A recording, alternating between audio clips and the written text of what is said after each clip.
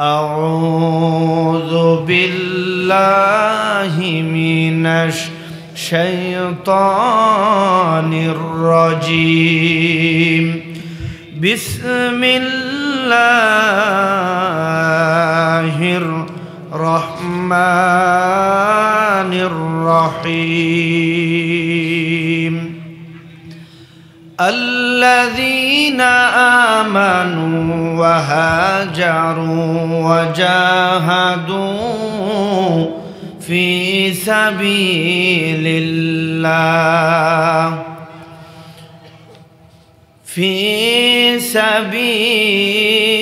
الله بأموالهم وأنفسهم أعظم درجة عند الله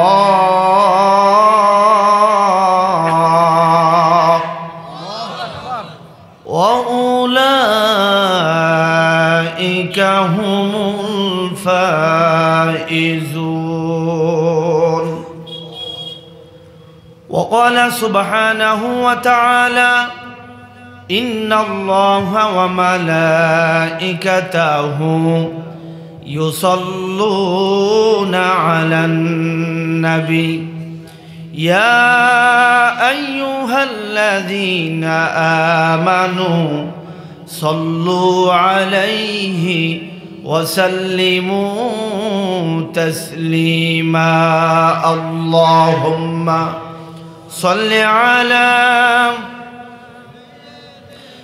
سيدنا مولانا محمد وعلى آل سيدنا مولانا محمد. بلغ العلا بكماله كشف الدجى بجماله حسنت جميع خصاله صلوا عليه يا صاحب الجمال ويا سيد البشر. من وجهك المنير لقد نور القمر. بلغ العلا بكماله كشف الدجى بجماله حسنت جميع خصاله صلوا. لا إله جور لا إله سبحان الله الحمد لله لا إله। কোরআনের মাহফিলে আসবে যারা আল্লাহর কাছে প্রিয় তারা, আল্লাহর কাছে প্রিয় যারা জান্নাত প্রবেশ করবে তারা। লা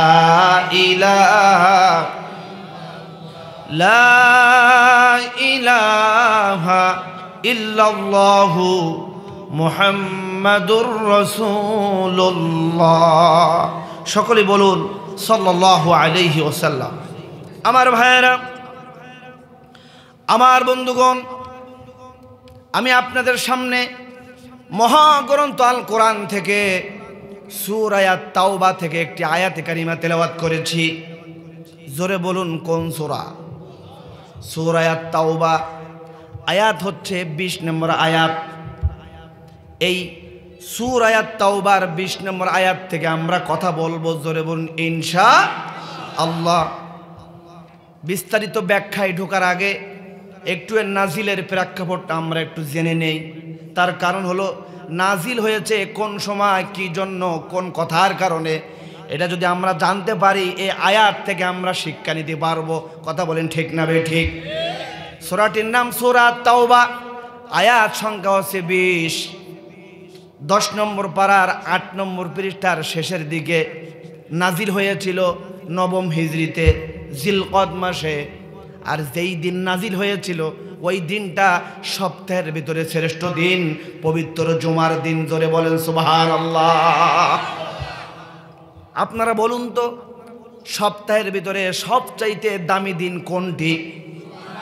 মর্যাদার দিক থেকে, ফজিলাতের দিক থেকে সবচাইতে দামি দিন পবিত্র জুমা। কথা কোন ঠিক না বেঠিক? যেই দিনকে কেন্দ্র করে আল্লাহ রব্বুল আলামিন একটি সূরা জুমা নাজিল করেছেন। আলহামদুলিল্লাহ কোন বিশাল একটি সূরা। ইয়া আইয়ুহাল্লাযীনা আমানু ইযা নুদিয়া লিস-সালাহ মিন ইয়াউমিল জুমআ ফাসআউ ইলা যিকরিল্লাহ ওয়া যারুল বাই। জোরে বলুন আল্লাহু আকবার। আজান হওয়ার সাথে সাথে বাজারের মার্কেটের সব দরজা দোকান পাট সব বন্ধ করে দাও, আল্লাহর জিকিরের জন্য, আল্লাহর হুকুম পালনের জন্য সবাই মসজিদের দিকে দৌড়াও। এই আদেশটা কার? এই আদেশ কি বাংলাদেশে কায়েম আছে? ওইদিকে আজান হয়, নামাজ চলতেই আছে। মসজিদ হলো মার্কেটের দ্বিতীয় তলায়, মার্কেটও চলে, দোকানও চলে, বাজারও চলে, মিছিলও চলে, সমাবেশও চলে, আজানও হয়, নামাজও হয়, সব এলোমেলো। কথা কোন ঠিক কিনা? না, আল্লাহ বলেছে কি আজান হয়েছে সব বন্ধ করো, নামাজের জন্য সব দৌড়াও। এটার বাস্তব প্রমাণ আছে কিছুটা হলেও সৌদি আরবে। কথা কোন ঠিক না বেঠিক?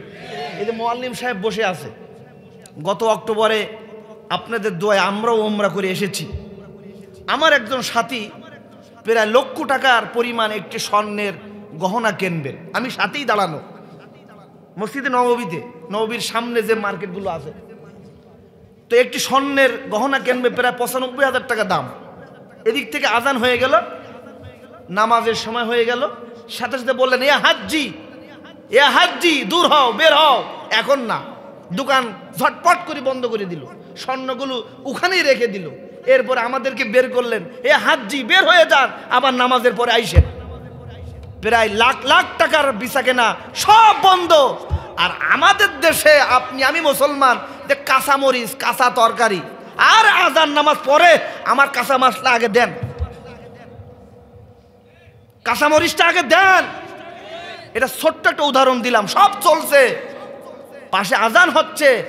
আজান যদি কারো ডিস্টার্ব হয়, তাও আবার লিখিত আকারে মসজিদ বরাবর কমিটির কাছে আবেদন করে যে এই যে মসজিদের আজান হচ্ছে, আমাদের ডিস্টার্ব হয়, আমাদের ঘুমির ডিস্টার্ব হয়, আমাদের মিছিলের ডিস্টার্ব হয়। চিল্লাই জোরে বলেন নাউজুবিল্লাহ।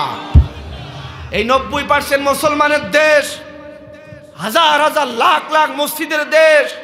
এই দেশে আজান চলছে, চলবে, ইলা ইয়াউমিল কিয়ামা চলতে দিতেই হবে।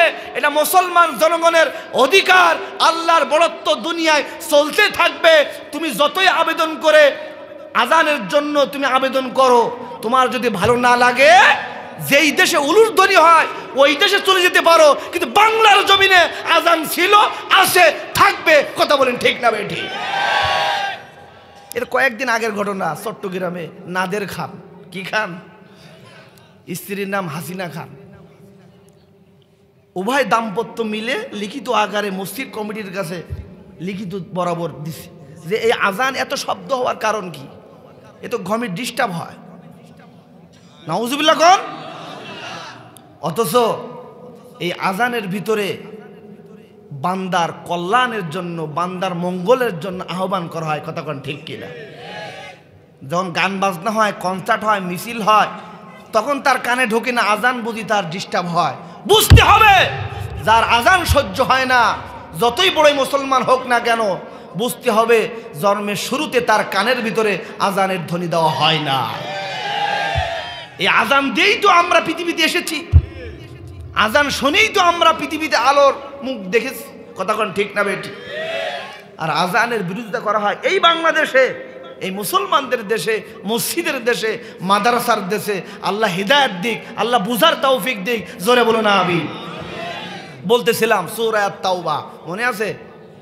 20 নম্বর আয়াত, 9ম হিজরি জিলকদ মাস, পবিত্র জুমার দিন নাজিল হয়েছিল, যে আয়াতে কারিমা আপনাদের মাঝে তেলাওয়াত করেছি। জুমার এখনো পর্যন্ত মসজিদে নববীতে আজান হয় নাই। সাহাবীরা মসজিদে এসেছে আগেই। দেখবেন আপনাদের এলাকায় বড় মসজিদগুলোতে যদি ভালো খুতবা দেওয়া হয়, মুসল্লি অনেক দূর থেকে এসে আগে আগে আসে না নাই? আমরা ঢাকাতে যে মসজিদে খুতবা দেই বাইলের পাশে ফ্যান্টাসি কিংডমের সাথে ইউনিক বাস স্ট্যান্ড কেন্দ্রীয় ইবাদুল্লাহ মসজিদ, আজানের আগেই নিচতলা ভরপুর।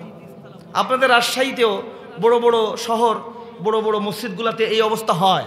আপনাদের গ্রামেও যার কাজ নাই, সময় আছে, সুযোগ আছে, আগে আগে মসজিদে আসে না নাই?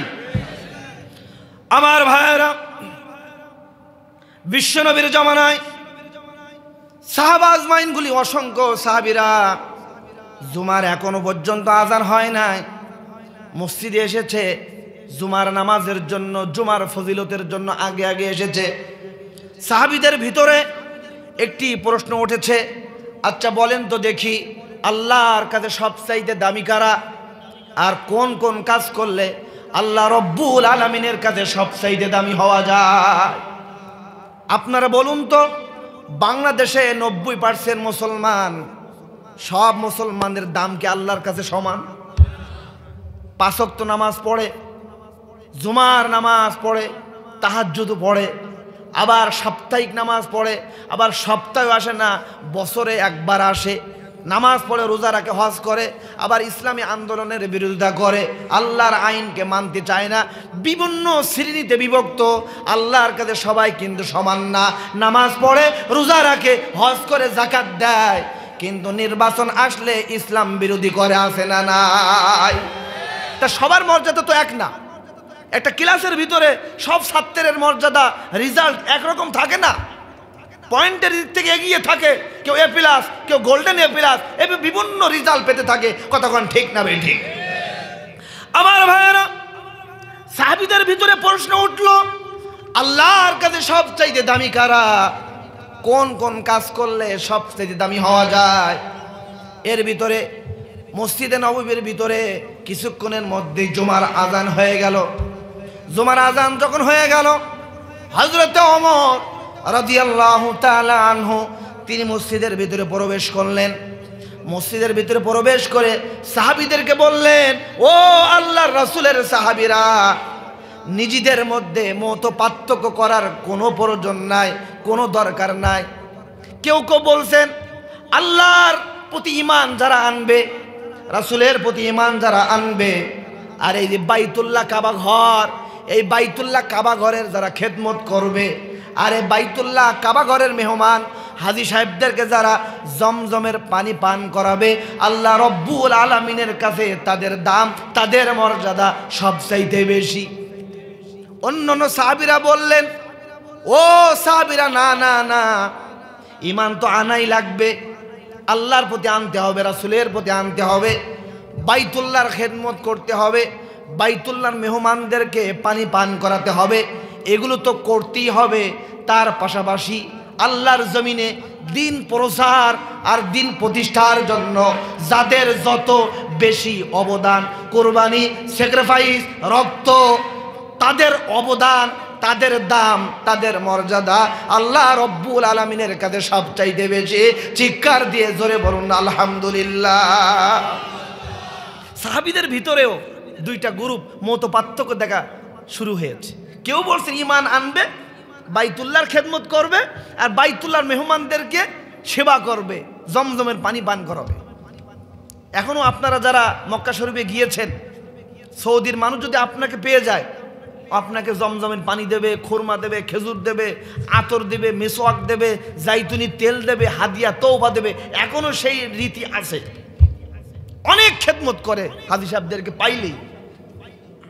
সাহাবীরা বলছে, এই কাজগুলো করলেই আল্লাহর কাছে সবচাইতে দামি।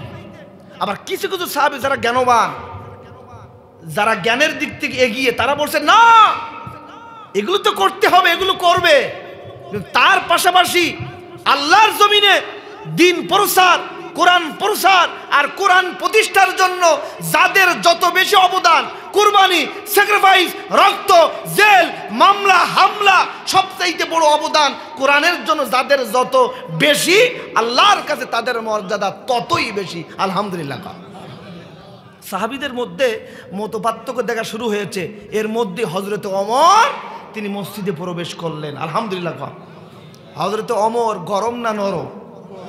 গরম। এসে বলছে, ও আল্লাহ রাসূলের সাহাবীরা, নিজেদের মধ্যে মত পার্থক্য করার কোনো প্রয়োজন নাই।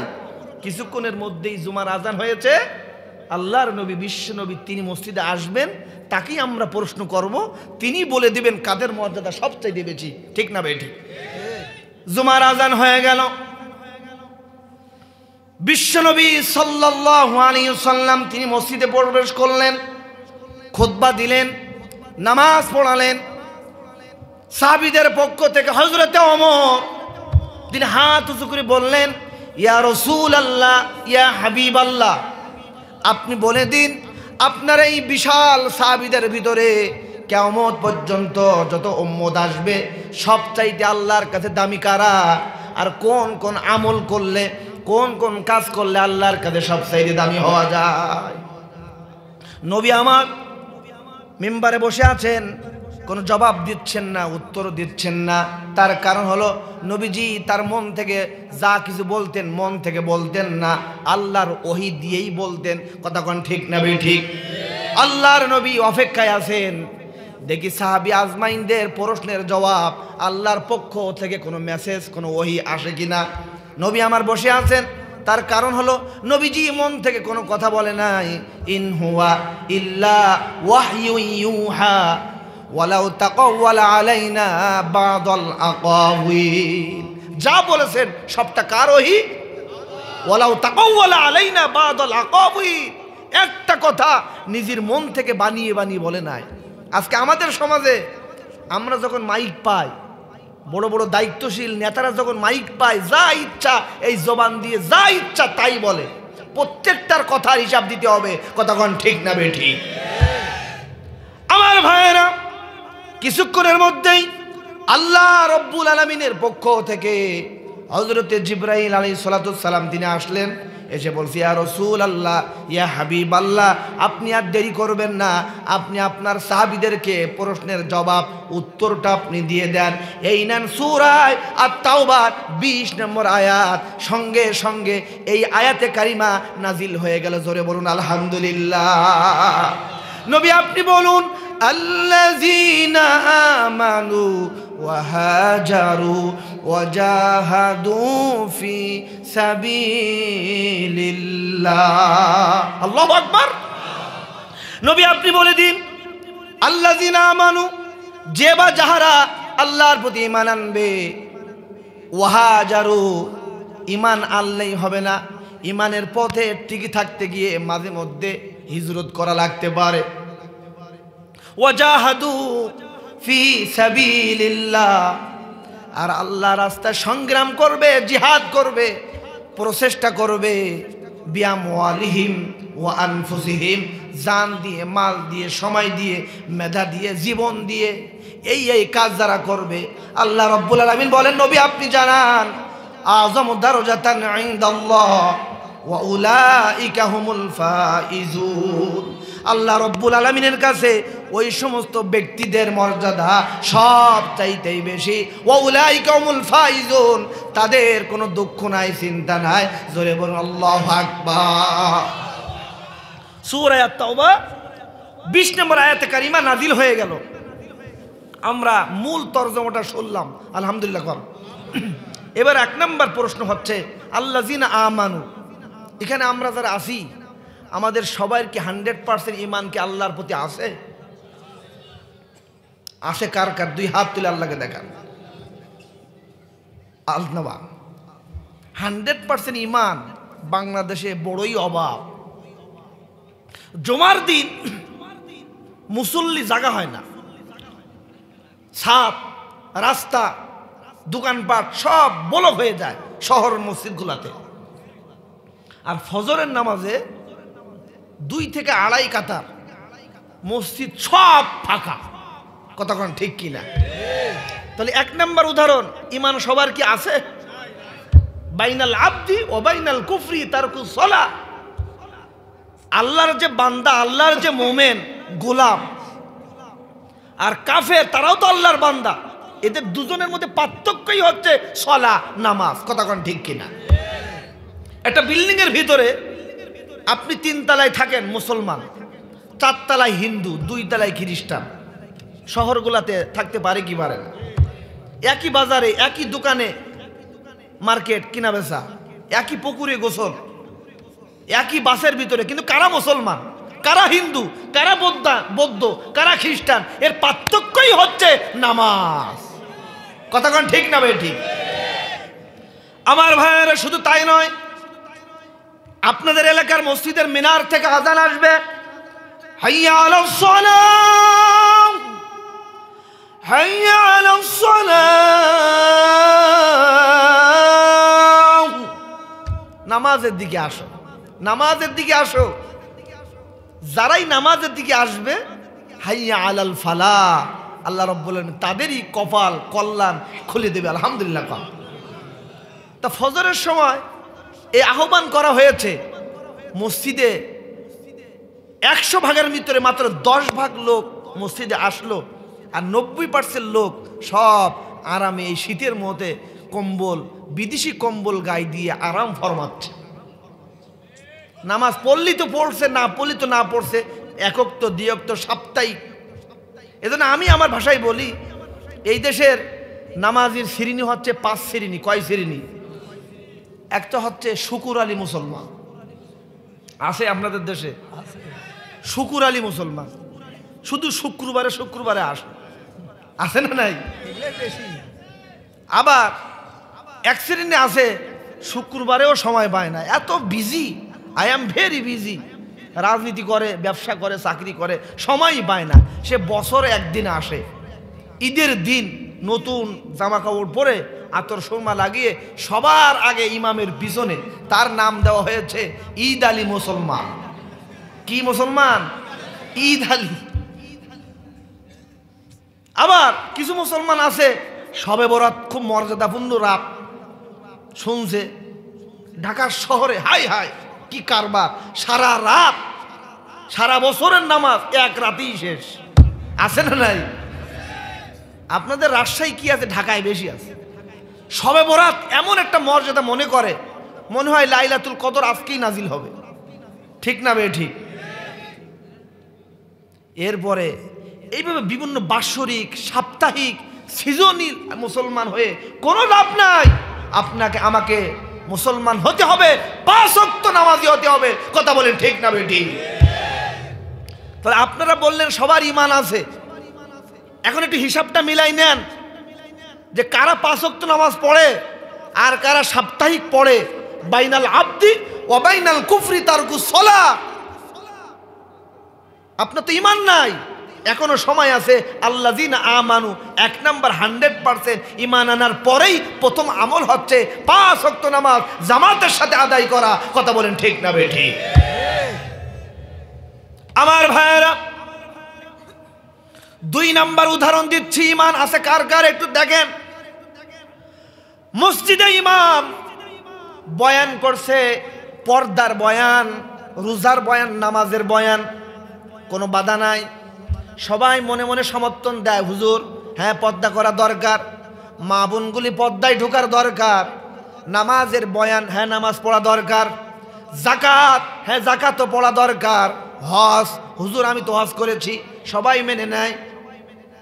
কিন্তু ওই ইমাম যেদিন আল্লাহর কোরআন থেকে বয়ান করে, হুয়াল্লাযী আরসালা রাসূলাহু বিল হুদা ওয়া দীনিল হক লিইয়ুযহিরাহু আলাদ দীনি কুল্লি, নবী আপনাকে প্রেরণ করা হয়েছে আল্লাহর আকাশের নিচে জমিনের উপরে যত সংবিধান আছে, যত মতভেদ আছে, যত আইন ও কানুন আছে, যত ধর্ম আছে, যত গোষ্ঠী আছে, সব বিলুপ্ত করে আল্লাহর জমিনে আল্লাহর বান্দাদের জন্য এই ইসলাম ধর্মকে কায়েম করার জন্য, বিজয় করার জন্য। ও ভাইরা আমার, মসজিদ কার ঘর? সবাই বলুন। মসজিদে যারাই আসে সবাইও সাথে সাথে বলে আল্লাহর ঘর। এবার ইমাম যখন উদাহরণ দেয় এই মসজিদে কার আইন চলবে, সবাই কি বলে? আল্লাহর আইন চলে, না কোনো দলের, না ইমামের। জুমার দিন ইমাম যদি মাগরিবের নামাজ 3 রাকাতের জায়গায় 4 রাকাত পড়ায়, আপনি কি মানবেন? পিছন থেকে আপনি আগে লোকমা দিবেন, আপনি যেই দল করেন না কেন। শুধু তাই নয়, ইমাম নামাজ পড়াচ্ছে, যদি ভুল করে 3 রাকাতের জায়গায় যদি 4 রাকাত পড়াতে চায়, সাধারণ মুসল্লির দরকার নাই। ইমামের ছেলে যদি পিছনে থাকে, ইমামের ছেলেও বাপকে ছাড় দেয় না, লোকমা দিয়ে দেয়। কথা বলেন ঠিক কিনা? কেন লোকমা দেন? নামাজ তো ভালো কাজ, রুকু আছে, সিজদা আছে, দুরুদ আছে, তাসবিহ আছে, সওয়াব। হুজুর যদি বলে আজকে জুমার দিন, সবাই ছুটি ছাটার দিন, 3 রাকাত না পড়ে আমরা 4 রাকাতে পড়ি, আপনি বলেন হুজুর না না না, আমার ইসলাম, আমার শরিয়াত, আমার নবী, বিশ্ব নবী সল্লু কামা রাআইতুমুনি উসাল্লি, যেভাবে পড়েছেন, যেভাবে পড়তে বলেছেন আপনাকেও সেভাবে পড়তে হবে, পড়াতে হবে। তা না হলে আমাদের মসজিদে আপনার ইমামতি করা চলবে না।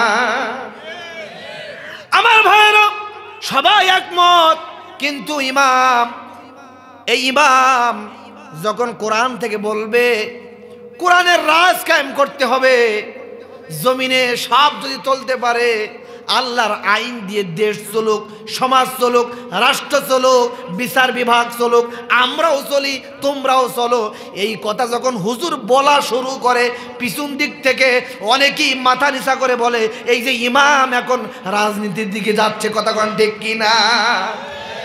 সমাজের কথা বললেই রাজনীতি, বিচার বিভাগের কথা বললেই রাজনীতি। নামাজ পড়তে কোনো বাধা নাই, সবাই মেনে নেয়। মসজিদ কার ঘর? আল্লাহর ঘর। কয় রাকাত পড়তে হবে? 3 রাকাত পড়তে হবে, সবাই মেনে নেয়। কিন্তু যখন কোরআন দিয়ে সমাজ চলুক, রাষ্ট্র চলুক, বিচার চলুক, সবাই চলি আমরা, এই কথা বলা হয়, তখনই হুজুরকে কালারিং করা হয়। বলা হয় তো হুজুর এবার বুঝি রাজনীতির দিকেই যাচ্ছে, তখন ওয়াজ আর ভালো লাগে না। হুজুর যতই ওয়াজ করেন সব ভালো লাগে, কিন্তু এই যে আপনারা আলেম ওলামাদের রাজনীতির কথা বলেন, এটা খুবই খারাপ। কেন দরকার আছে? আপনারা মসজিদ নিয়ে থাকেন, মাদ্রাসা নিয়ে থাকেন। আমার বন্ধুগণ, বিশ্বনবী যদি তাই থাকতেন, তাহলে নবীকে কি মারা হতো, কষ্ট দেওয়া হতো, জেলে পাঠানো হতো, রক্ত ঝরতো, দামদার শহীদ হতো, হাজার হাজার ফেরেশতা সাহাবীরা জীবন দিত? আমার বন্ধুগণ, আবু জাহেলও বলেছিল, ভাতিজা কি দরকার আছে ঝামেলা পাকানোর, তোমার ধর্ম তোমরা পালন করো, আমরাও করি, আসো মিলেমিশে করি। তোমার কি দরকার? চেয়ার দরকার, নেতৃত্ব দরকার, টাকা পয়সা দরকার, সুন্দরী নারী দরকার, নাও, ঝামেলা করার কি দরকার আছে? আমার ভাইরা ও রাজনীতিক যারা আপনারা এসেছেন, সবাই শোনেন, আপনার নবী, আমার নবী, কবরে যেই নবীর পরিচয় আপনাকে দিতে হবে, যেই নবীর শাফায়াত আপনি পেতে চান, যেই নবীর হাত থেকে আপনি পানি পান করতে চান, সেই নবী বলেছিল, ও মক্কার চাচারা, ও মক্কার নেতৃবৃন্দ, লিডারেরা, ভালো করে শোনো, নেতৃত্ব দূরের কথা, চেয়ার দূরের কথা, টাকা পয়সা তো দূরের কথা, সুন্দরী রমণী তো দূরের কথা, ওই যে পূর্ণিমার চাঁদটা যদি হাতে তুলে দেওয়া হয়, তবুও আমি আল্লাহর নবী, বিশ্ব নবী, আল্লাহর দিন প্রতিষ্ঠার কথা বলতেছি, বলবই, এক চুল পরিমাণ পর্যন্ত পিছিয়ে যাব না। আল্লাহু আকবার কর। এই জন্য আল্লাহ তাআলা বলেন, আল্লাযিনা আমানু, যে বা যাহারা ঈমান এনেছো, ঈমান আনলেই ঈমানের পথে থাকতে গিয়ে মাঝে মধ্যে কষ্ট করা লাগতে পারে। যেমন আল্লাহর নবী করেছে। আল্লাহর নবী তিনি ঘুমাতে পারে নাই, বাড়িতে থাকতে পারে নাই, এলাকায় থাকতে পারে নাই, হিজরত করেছিল। তার মন চায় মক্কায় খেদমত করুক, মক্কায় নামাজ পড়ুক, মক্কায় থাকুক। কিন্তু নবী বললেন, ও আবু বকর, মনে হয় এই দিন প্রচারের জন্য, দিন প্রতিষ্ঠার জন্য মনে হয় আমাদেরকে এই মক্কায় থাকতে দেবে না। আবু বকর তুমি রেডি থাইকো। হযরত আবু বকর তিনিও মানসিকভাবে তিনি রেডি। রাতের বেলায় নবীজি ঘুমিয়ে আছেন, কাফের মুশরিকিরা চতুর্দিক থেকে, ঘরের চতুর্দিক থেকে দাঁড়িয়ে আছে। সকাল হবেই নবীকেই হত্যা করা হবে, নির্যাতন করা হবে। ওই কাফেররা যতই খারাপ হোক না কেন, রাতের বেলায় আল্লাহর নবীকে ঘুমানো অবস্থায় ডিস্টার্ব করে নাই। কিন্তু আজকের বাংলার জমিনে স্বাধীন হয়েছে 50 বছর, সকাল হতে দেয় না, রাতারাতেই গ্রেফতার হয়ে যায়, আছে না? না আমার ভাইরা, নবীজি ঘুমিয়ে আছেন, ফেরেশতা এসে বলছে, হুজুর আপনি উঠুন, আপনি উঠুন, আর ঘুমানো যাবে না।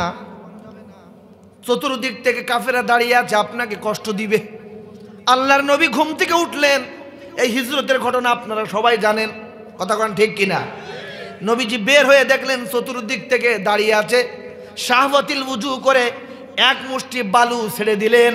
সমস্ত বালুগুলি আল্লাহ রব্বুল আলামিনের কুদরতে সবার চোখের ভিতরে ঢুকে গেল। সবাই যন্ত্রণায় কষ্টে চোখ দোলাদলি শুরু করেছে। আল্লাহর নবী আস্তে করে আবু বকরের বাড়িতে চলে গিয়েছে। আলহামদুলিল্লাহ কর। আমার ভাইরা, বিশ্বনবী আবু বকরের দরজায় গিয়ে গভীর রাত আস্তে করে ডাক দিলেন, আবু বকর। সাথে সাথে লাব্বাইক ইয়া রাসূলুল্লাহ। বিশ্বনবী বলেন, আবু বকর তুমি কি ঘুমাও নাই? রাতের আধারে আমি এসেছি, একটা ডাক দিলাম, তুমি সাথে সাথে সাড়া দিয়েছো। হযরত আবু বকর বলেন, ইয়া রাসূলুল্লাহ, ইয়া হাবিবাল্লাহ, বহু বছর ধরে আপনার সাথে আমার সম্পর্ক, বন্ধুত্ব। আপনি যেদিন কালিমার দাওয়াত দিয়েছেন সেই দিন আমি বিশ্বাস করেছি। হুজুর আপনি আমাকে বলেছেন হিজরতে যাওয়া লাগবে, আবু বকর রেডি থাইকো। আমি যদি আরামে আরামে ঘুমাই, আর আপনি নবী এই কঠিন রাতের বেলায় দরজার সামনে এসে আমাকে ডাকবেন, দাঁড়িয়ে থাকবেন, কষ্ট হবে। আল্লাহর কসম করে বলি, ইসলামের জন্য, দ্বীনের জন্য, ইসলাম কায়েমের জন্য, হিজরতের জন্য আপনি বলার দিন থেকে, ওই দিন থেকে আজ পর্যন্ত কোনোদিন আমি রাতের বেলায় ঘুমাই না, দাঁড়িয়ে দাঁড়িয়ে জিকির ফিকির করি, আপনার অপেক্ষায় আছি। বলবেন আলহামদুলিল্লাহ।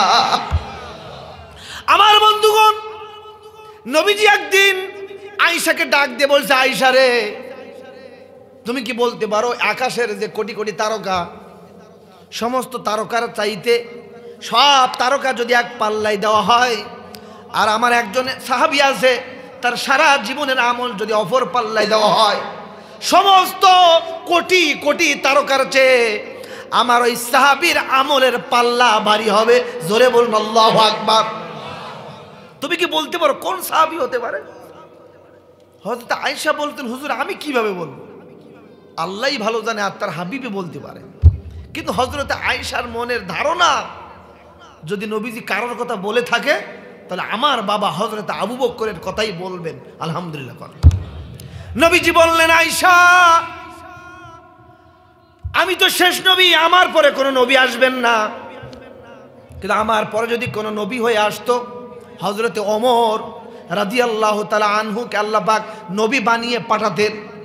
হযরত ওমর তার ইসলাম গ্রহণ করার ব্যাপারে, বিভিন্ন ভূমিকার ব্যাপারে আল্লাহর কাছে এত খুশি, এত দামি সাহাবী, তার সারা জীবনের আমল যদি এক পাল্লায় দেওয়া হয়, আর আকাশের কোটি কোটি তারকা যদি আর এক পাল্লায় দেওয়া হয়, হযরতে ওমরের আমলের পাল্লা ভারী হবে। চিল্লাই জোরে বলুন আল্লাহু আকবার। হযরতে আয়েশার মনটা একটু বেজার হয়ে গেল। নবীজি বুঝতে পারলেন, বলেন, ও আয়েশা বেজার হওয়ার কোনো কারণ নাই। হযরতে ওমরের সারা জীবনের নেকি, আর তোমার বাবা আমার সাহাবী হযরতে আবু বকরের সারা জীবনের নেকি না, শুধুমাত্র এক রাত, ওই হিজরতের রাত, ইসলাম প্রতিষ্ঠার জন্য, ইসলাম কায়েমের জন্য রাতের বেলায় আমি থাকতে পারি নাই। আমার সাথে আবু বকর হিজরতের সাথী হয়েছিল। ওই এক রাতের নেকি, ইবাদত এক পাল্লায় যদি দেওয়া হয়, তামাম দুনিয়ার সবার আমল, হযরতে ওমরের আমল, আসমানের সব তারকা যদি অপর পাল্লায় দেওয়া হয়, হযরতে আবু বকরের এক রাতের ইসলাম কায়েমের জন্য হিজরতের নেকি যদি অপর পাল্লায় দেওয়া হয়, আবু বকর রাদিয়াল্লাহু তাআলা আনহুর এক পাল্লার নেকি, এক রাতের নেকি পাল্লা ভারী হয়ে যাবে। আযমু দারাজাতান ইনদাল্লাহ। এই কাজে যারাই সময় দেবে, এই কাজে যারাই রাত জাগবে, এই কাজে যারাই জেল খাটবে, এই কাজে যাদের ব্যবসা ক্ষতি হবে, তারাই আযমু দারাজাতান ইনদাল্লাহ, আল্লাহর কাছে তাদের মর্যাদা সবচাইতে বেশি। আলহামদুলিল্লাহ। আমার ভাইয়েরা, আমার বন্ধুগণ, এই ছিল ইতিহাস। সুতরাং আল্লাহ পাক বলেন, আল্লাযিনা আমানু, যে বা যাহারা ঈমান আনবে, ইমানের পথে থাকতে গিয়ে মাঝে মধ্যে হিজরত করা লাগতে পারে। ওয়াহাজারু, তৎকালীন জমানায় হিজরত ছিল, বর্তমান জমানায় তো হিজরত নাই। হিজরত কারে কয়? হিজরতের ব্যাখ্যায় কি এক এক মসজিদে গিয়ে গিয়ে ভালো মন্দ খাওয়া, এটা কিন্তু হিজরত না। হিজরত হচ্ছে ইমান আনলেন, ইমান আনতে গিয়ে আপনার বাধাগ্রস্ত হওয়া, আপনাকে বাড়িতে থাকতে দেওয়া হয় না, আপনার চাকরিটা চলে গিয়েছে, আপনার ব্যবসাটা মায়ের হয়ে গেছে। বিভিন্ন উদাহরণ, এগুলো হচ্ছে হিজরতের আসল উদাহরণ। কথা কোন ঠিক না বে ঠিক? ওয়াজাহাদু ফি সাবিলিল্লাহ। আর 3 নাম্বার, আল্লাহর জন্য, আল্লাহর রাস্তায় প্রচেষ্টা করা, মেহনত করা। আজকের এই কোরআনের মাহফিল দলমত নির্বিশেষে যুব সমাজ সবাই মিলে আপনারা যে প্রচেষ্টা করলেন, আল্লাহর কোরআন চলবে, আল্লাহর কোরআন শুনবে, আল্লাহর কোরআন জানবে, মানুষগুলি কোরআনের দিকে ধাবিত হবে। যুব সমাজ মাদক থেকে, নিশা থেকে, অশ্লীল থেকে ফিরে আসবে, গান বাজনা থেকে ফিরে আসবে। মা বোনগুলি কোরআন শুনে স্বামীর খেদমত করবে, আল্লাহর গোলামি করবে।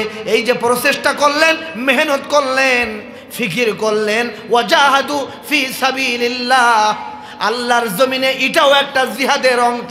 কথা কোন ঠিক না বেঠি?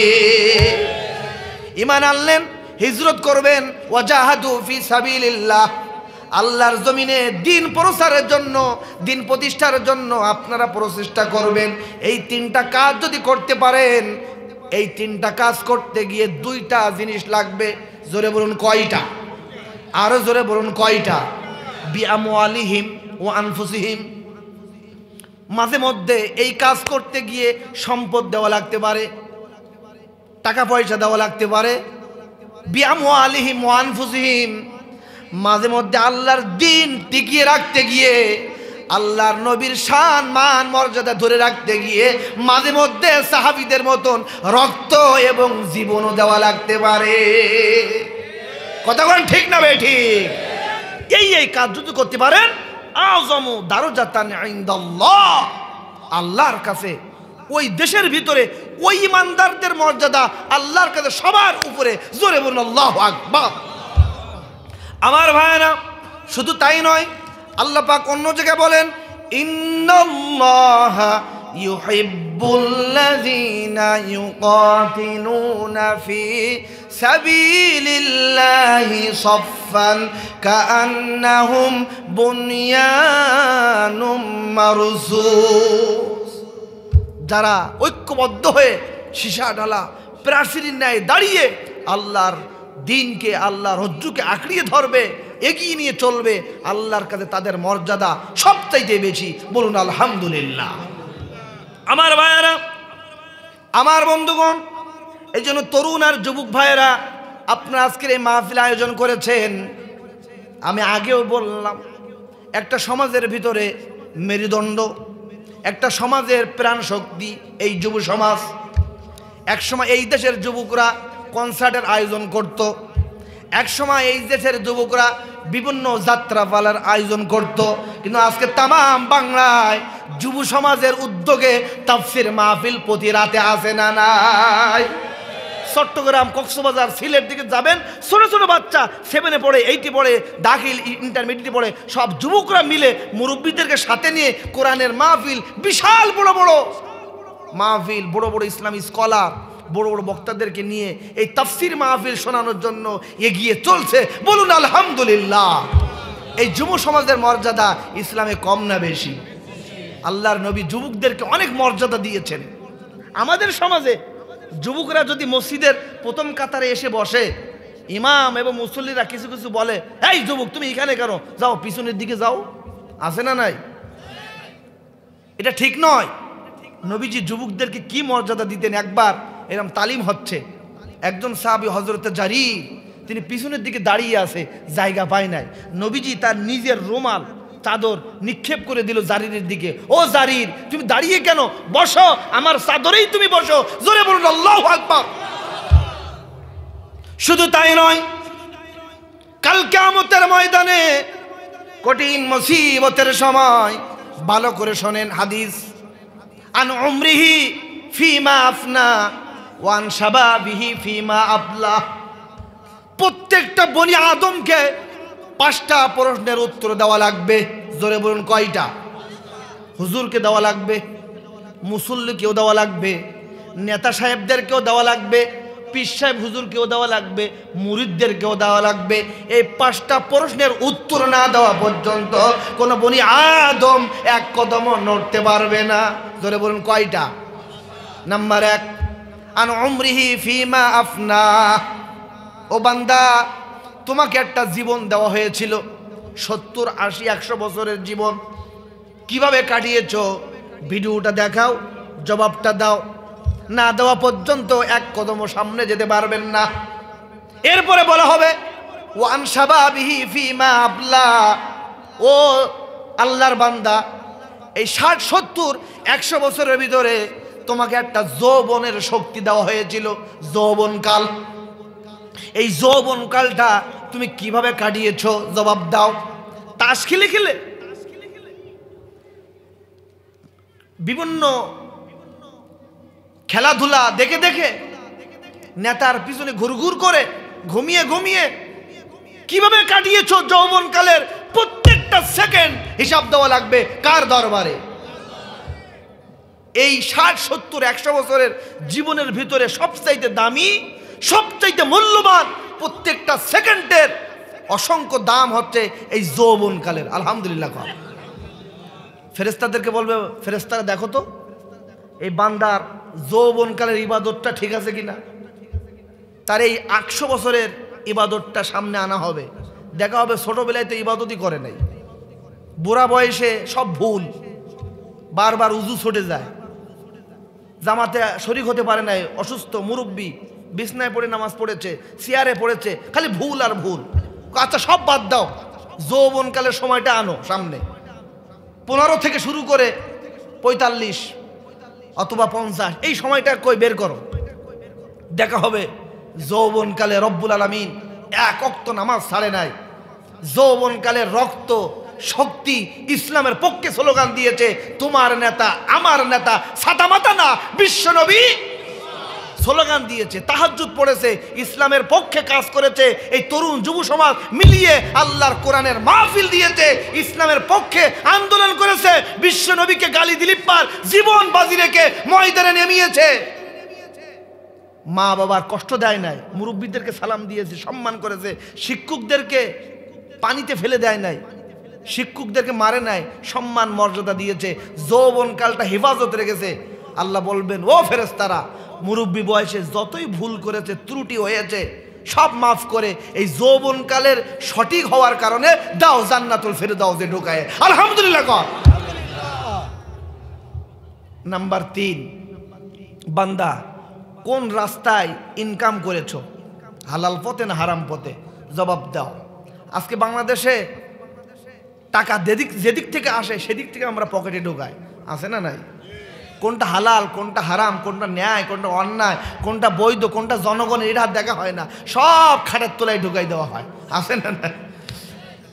দুর্নীতি আর দুর্নীতি, সিন্ডিকেট, জনগণকে শুধু জিম্মি করা হচ্ছে, দ্রব্যমূল্যের দাম শুধু বাড়ানোই হচ্ছে। হঠাৎ করে রাজশাহী শহরে কোনো দোকানে সয়াবিন তেল নাই, গেল কই? ঠিক না বে ঠিক? গেলটা কোথায়? কিছুক্ষণ আগে ভর্তি, এখন নাই। খাদ্যে ভেজাল, চাউলে ভেজাল, তেলে ভেজাল, ভেজাল দিয়ে সব চূর্ণ বিচ্ছন্ন হয়ে যাচ্ছে। কোন পথে আপনি উপার্জন করেছেন এই হাজার হাজার কোটি টাকা? এই বিল্ডিং, এই ব্যাংক ব্যালেন্স হিসাব দেওয়া লাগবে, কথা কোন ঠিক না বে ঠিক? আবার শুধু কামাই করলেন এটা না, কামাই করলেন সৎ পথে, বুঝলাম, কোন পথে ব্যয় করলেন, ইসলামের পক্ষে না ইসলাম বিরোধী? মাহফিল হয় এলাকায়, মাহফিলে এসে দেয় 5,000, 10,000, 20,000, ভালো আলহামদুলিল্লাহ। কিন্তু ওই সমস্ত ভাইয়েরা আবার যখন গানের মঞ্চে যায়, মমতাজের কনসার্টে যায়, সেখানে গিয়ে দেয় 1 লাখ। কয় লাখ? 50,000। ও বাংলার সোনার ছেলেরা, এই জাতীয় বাংলা সংস্কৃতি ধরে রাখার জন্য গান বাজনা এবার এনেছো মমতা সাহেবকে, আগামীতে আরো বড় কিছু নিয়ে আসবা, টাকা 1 লাখ দিয়ে গেলাম, উল্টা আগামীতে 2 লাখ দিব। তিনিও কিন্তু নেতা মানুষ, মুসলমান মানুষ, মাহফিলও দিয়ে গেছে 5,000, 10,000, 20,000 ইত্যাদি। তাই কোন পথে উপার্জন করলেন, আবার কোন পথে ব্যয় করলেন? ইন্নাল্লাযীনা ইউহিব্বুনা আন তাশিয়াল ফাহিশা, ফাহিশা কাজ, অশ্লীল কাজ আপনি করার জন্য আপনি করলেন না, কিন্তু আপনি সাপোর্ট করলেন, আপনি টাকা দিলেন, আপনি উৎসাহ দিলেন যে তোরা যত খিচুড়ি খাবি খা, সব টাকা আমার। কোন পথে খরচ করলেন জবাব দেওয়া লাগবে, না দেওয়া পর্যন্ত হাসরের ময়দানে এক কদমও কাউকে নড়তে দেওয়া হবে না। আল্লাহু আকবার। শুধু কি তাই, কতটুকু বান্দা জেনেছিলা, কতটুকু তুমি জানতে জ্ঞান অর্জন করেছিলা, সেই পরিমাণ কতটুকু আমল করেছো, জবাব দাও, জবাব মিলাও। জবাব না দেওয়া পর্যন্ত কোন বনে আদমকে এক কদমও নড়তে দেওয়া হবে না, জান্নাতও পাওয়া যাবে না। কতক্ষণ ঠিক কিনা? শুধু তাই নয়, ও আমার তরুণ যুবক ভাইয়েরা, কাল কিয়ামতের ময়দানে কঠিন মুসিবতের সময় সূর্য চলে আসবে মাথা বরাবর, জমিন হয়ে যাবে তামার, মানুষগুলি কেউ কারোর পরিচয় দেবে না। মা বলবে জীবনে কোনোদিন পেটে ধারণ করি নাই সন্তানাদি, বাবা বলবে জীবনে কোনোদিন সন্তান জন্ম দেয় নাই। নেতাগুলি মুরিদদের পরিচয় দেবে না, কেউ কারোর কাজে আসবে না, সবাই ইয়া নাফসি বলবে। ওই কঠিন মুসিবতের সময় নবীজি বলেছেন 7 শ্রেণীর মানুষ আল্লাহর আরশের নিচে ছায়া পাবে, রহমতের নিচে। তার ভিতরে অন্যতম শ্রেণী ওই সমস্ত তরুণ আর যুবকেরা যারা নিজেদের যৌবনকালটা আল্লাহর রাস্তায় ইবাদতে কাটিয়েছে, দিন প্রচার, দিন প্রতিষ্ঠার জন্য, তাফসীর মাহফিলের জন্য চেষ্টা করেছে, ইবাদত বন্দি করেছে, নামাজ পড়েছে, ফজর কাজা করে নাই, গাঁজা খায় নাই, মদ খায় নাই, তাস খেলে নাই, জুয়া খেলে নাই, নেশা করে নাই, পিতামাতার খেদমত করেছে, অবৈধ কোনো সম্পর্ক করে নাই। এই জানুয়ারি মাস আসছে, হ্যাপি নিউ ইয়ারে উল্টা পাল্টা কোনো কাজ করে নাই। ওই সমস্ত তরুণ আর যুবকদেরকে আল্লাহ রব্বুল আলামিন ওই কঠিন ময়দানে হাসরের মাঠে রহমতের আরশের ছায়ায় তাদেরকে আশ্রয় দিবেন। জোরে বলুন আল্লাহু আকবার। আজকের এই মাহফিলে যতগুলি মুরব্বী এসেছেন, যত তরুণ আর যুবক মিলে এই মাহফিল আয়োজন করেছেন, এই এলাকার সব যুবকদেরকে রব্বুল আলামিন সেই মর্যাদার অধিকারী তুমি বানায় দাও। জোরে বলুন না আমিন, আর জোরে বলুন আমিন। আমার ভাইয়েরা, আপনি মনে মনে ভাবছেন হুজুর আমি তো গুনাহগার, আমি তো অপরাধী, আমাকে মনে হয় আল্লাহ ক্ষমা করবেন না। অবশ্যই আল্লাহ রব্বুল আলামিন আপনাকে ক্ষমা করবেন। আপনার গুনাহ, ও ভাইজান, আপনার গুনাহ কতটুকু? আল্লাহ রব্বুল আলামিন বলেছেন কুল ইয়া ইবাদিয়াল্লাযীনা আসরাফু আলা আনফুসিহিম লা তাকনাতু মির রাহমাতিল্লাহ ইন্নাল্লাহা ইয়াগফিরুয যুনুবা জামিআ ইন্নাহু হুয়াল গফুরুর রহিম। আপনি গুনাহ করেছেন, কতটুকু গুনাহ? আপনার গুনাহের পরিমাণ যদি হয় পুকুরের পানি পরিমাণ, আপনার গুনাহ যদি হয় পাহাড় সম পরিমাণ, আল্লাহ রব্বুল আলামিনের রহমত ওই আরশে আযীম পর্যন্ত। আল্লাহ রব্বুল আলামিনের রহমতের ভান্ডারের পানি বিশাল সাগর, মহাসাগরের চাইতে বেশি। জোরে বলুন আল্লাহু আকবার।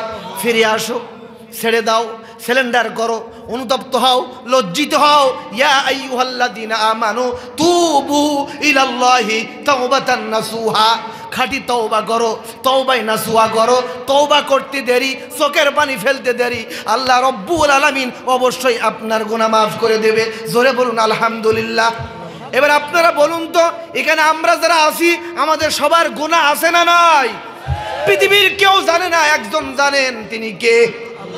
পৃথিবী না জানুক আমি তো জানি, আমি কি পাপ করেছি হায়। সবাই পৃথিবী না জানুক আমি তো জানি, আমি কি পাপ করেছি হায়। আমার পাপের করলে বিচার, সবাই আমার পাপের করলে বিচার, বাঁচার আমার নাই উপায়। দয়াময় তুমি মাফ করো আমায়, মাফ করো আমায়। জোরে বলে আমিন, আর জোরে বলে আমিন। আমার ভাইয়েরা, পর্দার আড়ালে আমার মা, আমার বোনেরা, এবার ভালো করে শোনেন। এখানে অসংখ্য ভাইরা এসেছেন। আমাকে বলা হয়েছে এই দেশের ভিতরে বর্তমান তরুণ আর যুবক ভাইয়েরা মা বাবাকে সম্মান করে না, পিতামাতার খেদমত করতে চায় না, বিবাহ করতে দেরি, বউকে নিয়ে আলাদা হতে দেরি নাই। কথা কোন ঠিক কিনা? বাবা মা এতটাই কষ্টের মধ্যে, যদি সন্তান না হয় তাও জ্বালা, আর সন্তান যদি 3-4টা হয় তাও জ্বালা। আমি আর কতদিন খাওয়াবো? তোমার বড় ছেলের দিকে যাও। আমি আর কতদিন খাওয়াবো? তোমার মেজু ছেলের দিকে যাও। আছে না নাই? ও ভাইরা আমার, যেই মা বউয়ের কাছ থেকে শোনে, মা আমার ঘরে আপনার খাওয়া আপাতত রাত পর্যন্ত শেষ, আগামীকাল সকালবেলায় আমাদের বাড়িতে আপনি আর খেতে পারবেন না, আপনার অমুক ছেলের বাড়িতে যান, ঠেলাঠেলি। আছে না নাই? ভাইরা আমার একটু শোনেন, মা বাবার কথা বলছি। এই পৃথিবীতে আমরা যাদের ওসিলায় এসেছি তারা হলেন মা আর বাবা। আপনি পৃথিবীতে আসার বহু আগ থেকে আপনার ভালোর জন্য, মঙ্গলের জন্য তারা কষ্ট সাধনা করা শুরু করেছে, পরিকল্পনা করেছে। বিবাহের পর থেকে স্বপ্ন দেখেছে, রব্বুল আলামিন তুমি যদি আমাদেরকে সন্তান দাও, আমরা এই নাম রাখবো, এই খাওয়াবো, এই করব। আপনি আমি তাদের ওসিলায় এই পৃথিবীতে আলো বাতাস দেখতে পেয়েছি। আজকের টাকার মালিক, সম্মানের মালিক, ইজ্জতের মালিক তাদের ওসিলায়। নবীজি বলেছেন, এই পৃথিবীতে কেউ যদি মা বাবার খেদমত করে দুনিয়ায় থাকতেই 3টা মর্যাদা পাবে। জোরে বলুন কয়টা? নাম্বার 1, হায়াতে তার বরকত বেড়ে যাবে। এখানে আমরা যারা এসেছি আমাদের সকলের নেক হায়াত বাড়ুক, আমরা চাই কি চাই না?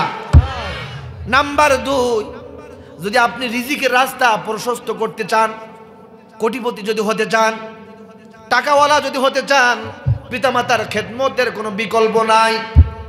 আর নাম্বার 3, আপনি যদি মর্যাদার চেয়ার পেতে চান, পিতামাতার দোয়া ছাড়া মর্যাদার চেয়ার পাওয়া যাবে না, যাবে না। কথা কোন ঠিক না বেঠি? আল্লাহ তাআলা বলেন, ওয়াকাদা রাব্বুকা আল্লা তা'বুদু ইল্লা ইয়াহু ওয়া বিল ওয়ালিদাইনি ইহসানা। ও বান্দারা, কঠিনভাবে তোমাদের প্রতি আদেশ নির্দেশ, আল্লাহর ইবাদত করবে, আল্লাহর আইন মানবে, আল্লাহর গোলামি করবে, কারো সামনে মাথা নত করবে না। কোনো কবরে, কোনো দরবারে, কোনো মাজারে, কোনো নেতার সামনে, কারোর সামনে, ইসলাম বিরোধী শক্তির সামনে মাথা নত করবে না। একমাত্র মাথা নত করতে হবে কার দরবারে? আর ওয়াবিল ওয়ালিদাইনি ইহসানা। আর আল্লাহর ইবাদতের পরেই তোমার মা তোমার বাবাকে খেদমত করো, এহসান করো, সেবা করো, যত্ন করো। ওয়াবিল ওয়ালিদাইনি ইহসানা, এই শব্দের ব্যাখ্যাটা মুফাসসিররা বলেছেন, এহসানের ব্যাখ্যা কারে বলে? বাবা মা খেতে পারে না, তাদেরকে খাওয়াই দিতে হবে। মা বাবা গোসল করতে পারে না, তাদেরকে পানিটা সামনে এনে দিতে হবে। ছোট মানুষের মতন মুরব্বীরা জুতা পরতে পারে না, উল্টা পাল্টা পরে ফেলে, তাদেরকে পরাই দিতে হবে। সন্তান জ্বর হয়েছে, স্ত্রী বলেছে নাফা সিরাপ লাগবে, ঔষধ লাগবে, ফল লাগবে, মিষ্টি লাগবে, সাথে সাথে ওই দিন ঘরে চলে আসে। কিন্তু জনম দুকুনি মা গ্যাসের ট্যাবলেট লাগবে, প্রেশারের ওষুধ লাগবে, দিনের পর দিন মা বলে, কিন্তু বাড়িতে আসে না, সন্তান গুরুত্বই দেয় না। আসে না নাই?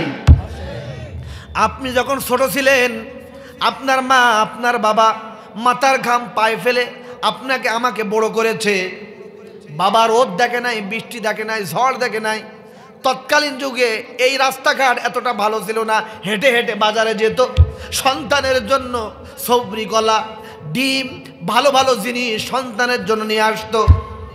আজকে মা বাবা বৃদ্ধ হয়েছে, মুরব্বি হয়েছে, তারাও সন্তানের মতন ছোট হয়ে গেছে, খেতে চায়, কিন্তু আপনি আমি দেই না, কষ্ট দেই।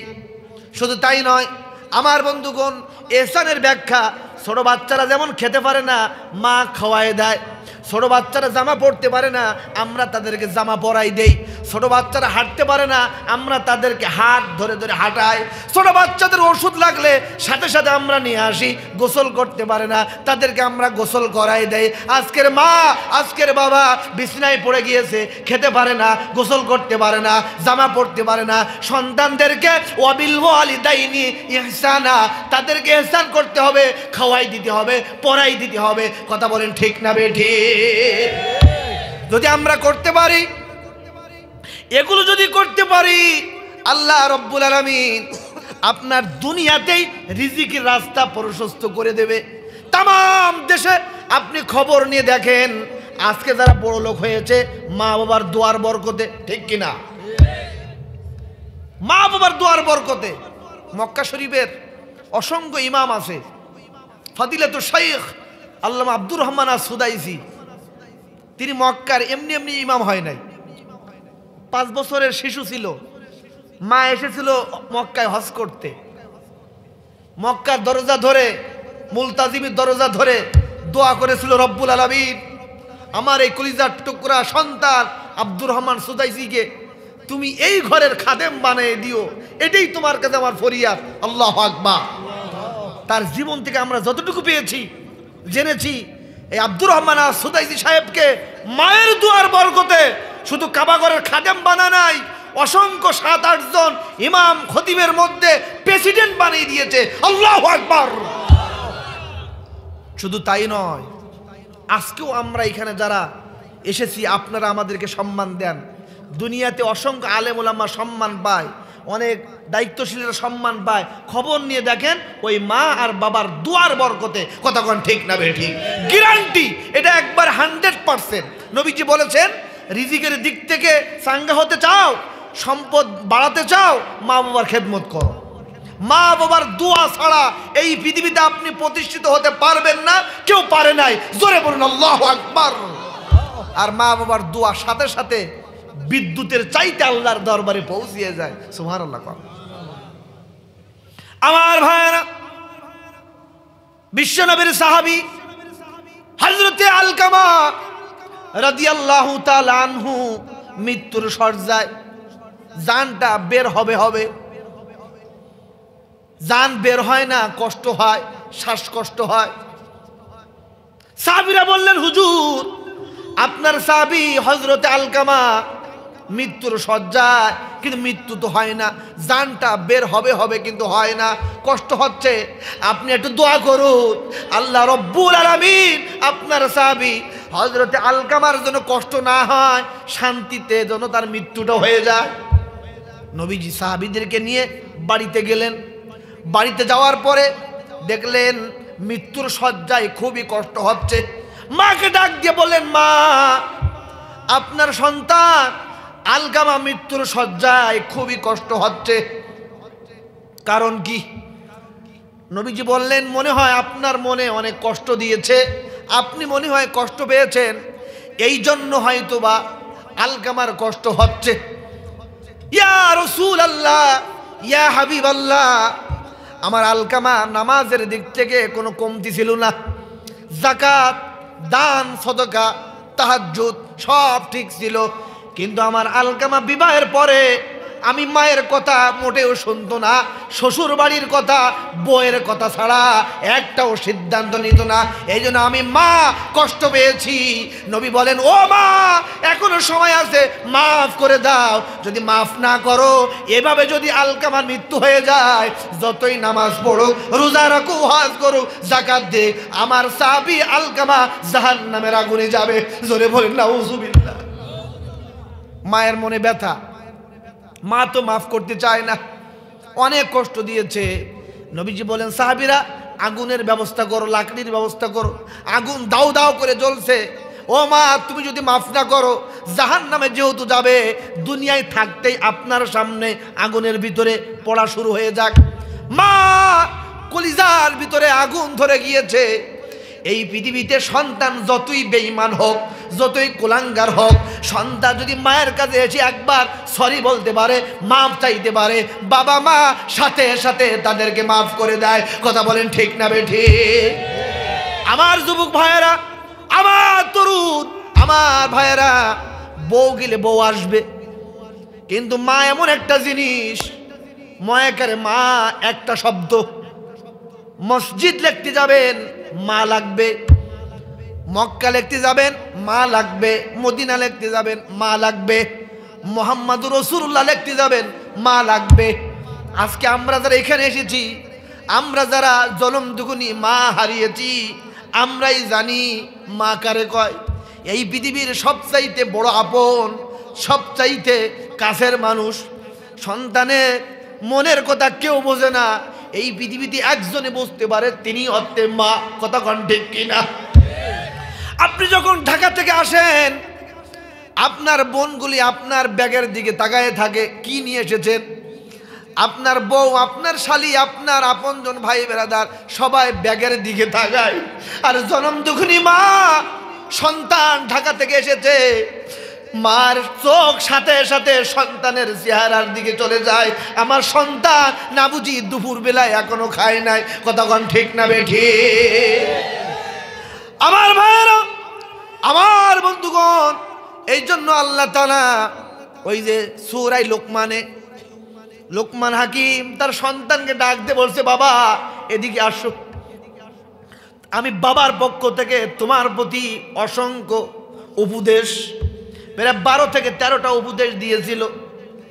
1 নাম্বার উপদেশ, ওয়াইজ ক্বালা লুকমানু লিবনিহি ওয়া হুয়া ইয়াইযুহু ইয়া বুনাইয়া লা তুশরিক বিল্লাহ।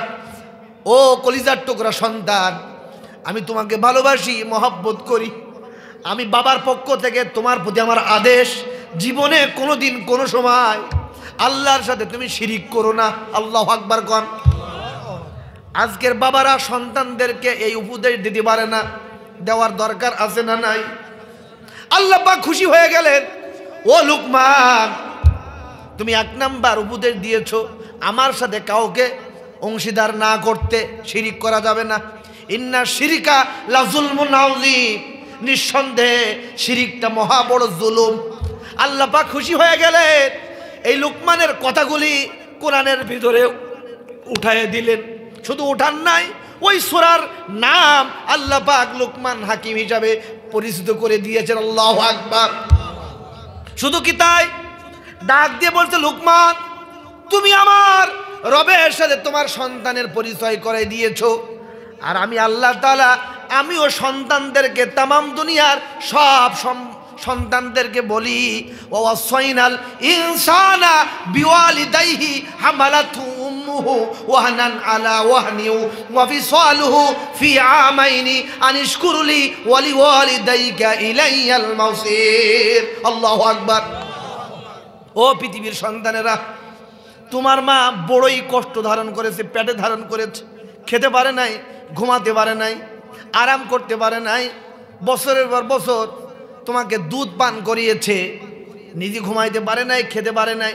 সুতরাং তোমার মা আর তোমার বাবাকে কোনোদিন তোমরা কষ্ট দিবা না। মা বাবাকে সম্মান করো, ইহসান করো, মর্যাদা করো, তাদের জন্য আল্লাহর দরবারে দোয়া করো, রব্বিরহামহুমা কামা রব্বায়ানি সগীরা। সবাই রব্বিরহামহুমা কামা রব্বায়ানি সগীরা। জোরে বলেন আমিন। আমার ভাইয়েরা, পিতামাতারা যদি খেদমত করতে পারেন, এই পৃথিবীতে কোনো বিপদ আর মুসিবত আপনার কাছে আসবে না। আর যতই বিপদ আর মুসিবত হোক, আল্লাহ তাআলা উদ্ধার করে দেবেন। আলহামদুলিল্লাহ কোন। বনি ইসরাইলের জমানায় 3 জন যুবক রওনা করেছেন মরুভূমির প্রান্তে। বিশ্বনবী সাহাবীদেরকে এই ঘটনাটা বর্ণনা করেছেন, বুখারীতে এসেছে। আলহামদুলিল্লাহ কোন। 3 জন যুবক রওনা হয়েছে, যেতে যেতে মরুভূমির প্রান্তে হঠাৎ করে তুফান আর বৃষ্টি। কোথায় যাবে? দৌড়ে, ঘর নাই, বাড়ি নাই। 3 জন যুবক দৌড়াতে দৌড়াতে পাহাড়ের গুহায় গিয়ে আশ্রয় নিয়েছিল। দেখা গেল এমন ঝড় আর এমন বৃষ্টি হলো, পাহাড়ের বিশাল ওপর থেকে বড় একটা পাথর গড়াতে গড়াতে এসে গুহার মুখে এসে আটকে গিয়েছে। আমাদের বাংলাদেশে তো যত পাহাড় আছে সব মাটির, আর সৌদি আরব, ওই সমস্ত আরব দেশের পাহাড় সব পাথরের। আল্লাহু আকবার। মক্কা মদিনায় যাবেন, 2 চোখ যেদিকে যাবে সব পাহাড়, সব পাথরের। পাথরের পাহাড়ের তল দিয়ে কেটে কেটে রাস্তা সুড়ঙ্গি বানিয়েছে। আল্লাহু আকবার। 3 জন যুবক আশ্রয় নেওয়ার জন্য পাহাড়ের গুহায় ঢুকলেন, জীবন বাঁচানোর জন্য। বিশাল ঝড় তুফান, জীবন রক্ষার জন্য। কিন্তু দেখা গেল দুর্ভাগ্য, বসত, ওপর থেকে বিশাল একটা পাথর গলাতে গলাতে এসে ওই গোয়ার মুখে এসে আটকিয়ে গিয়েছে। এত বড় পাথর, তিনজন যুবক উষা করে ওখান থেকে সরে আসার কোনো কায়দা নাই। তিনজন মনে মনে ভেবেছে এখান থেকে বাঁচাবে আমাদের কে? আমাদের তো বাঁচাতে কেউ পারবে না, আমরা এখানেই শেষ হয়ে যাব।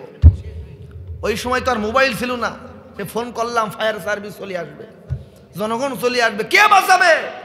তিনজন যুবক সিদ্ধান্ত নিয়েছে এই কঠিন বিপদ থেকে একমাত্র আল্লাহই আমাদেরকে বাঁচাতে পারে, তাছাড়া কেউ বাঁচাতে পারবে না। কতক্ষণ ঠিক না বেঠি? তিনজন যুবক সিদ্ধান্ত নিয়েছে এখানে আমাদের মৃত্যু হয়ে যাবে যদি আল্লাহ যদি আমাদেরকে ক্ষমা না করে, রহম না করে, বিপদ থেকে যদি উদ্ধার না করে। তিনজন যুবক মনে মনে তওবা শুরু করেছে, সিজদায় লুটি পড়েছে। তিনজন যুবক, প্রথম নাম্বার যুবক আল্লাহর কাছে দরবারে হাত তুলে বলছে, রব্বুল আলামিন, জীবনে তেমন কোনো ইবাদত বন্দিগি করতে পারি নাই, কিন্তু আমার জনম দুঃখিনী মা বাড়িতে বেঁচে আছে। আমি বাজারে ব্যবসা করি, প্রতিদিন বাড়িতে যখন যাই বাজার থেকে ফল নেই, মিষ্টি নেই, খাবার দাবার, রুটি যা কিছু নেই।